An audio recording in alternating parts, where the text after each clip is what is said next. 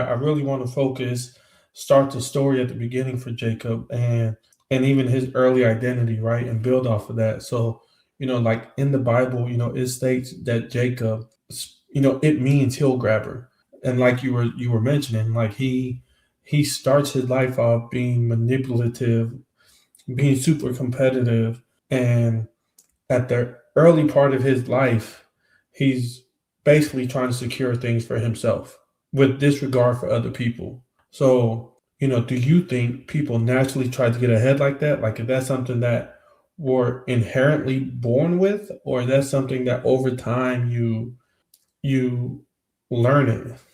You're asking a deep question there, bro.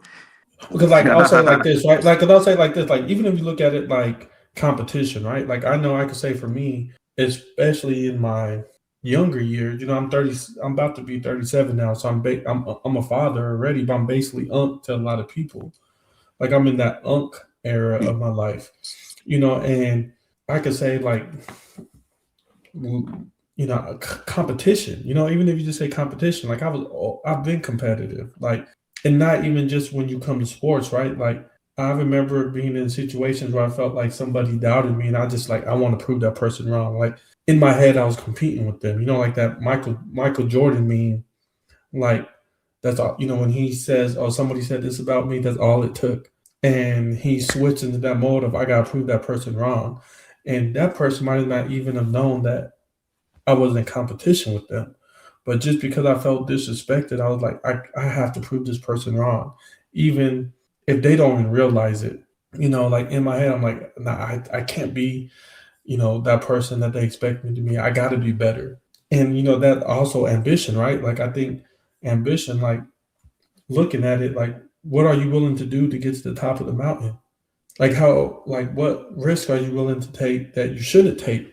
And like I know me in my 20s, like I was focused on me, like, and I that's how Jacob, I relate to him because I just remember being focused on me trying to get ahead, even if that meant hurting somebody else. And I don't think I've ever been in a situation where I've held somebody back. I don't want to say I've done that, but I definitely know that I've put myself first in a lot of situations, if that makes sense.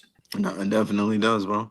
And I'm gonna follow up on your question about that inherent thing that you were saying is like it's inherent.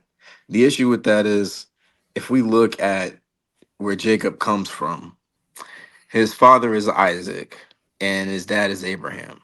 I mean, his grandfather is Abraham. Now Abraham messes around and gets Sarah's Hagar. Like I said, names. I'm bad at names too, but Hagar gets pregnant. Ishmael, right? Let's just jump the name. So Ishmael. So you have Isaac and Ishmael.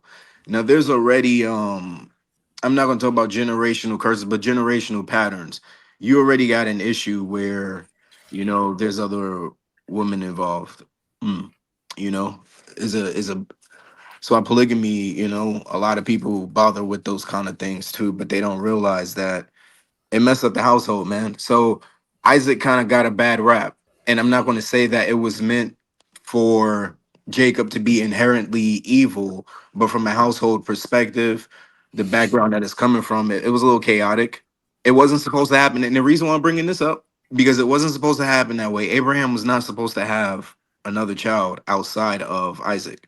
He disobeyed God when he did that. And there's a thing, and there's a key to that answer is that disobedience isn't just for you, especially you as a father. You can understand that and relate that the decisions that you make right now for your son can affect his own children. We have to accept that.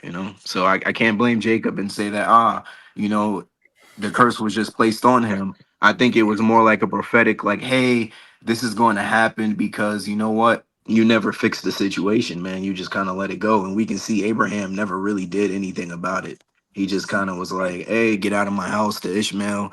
And guess what happened to Esau? Esau went to Ishmael's people and had kids with, guess what? Ishmael's people.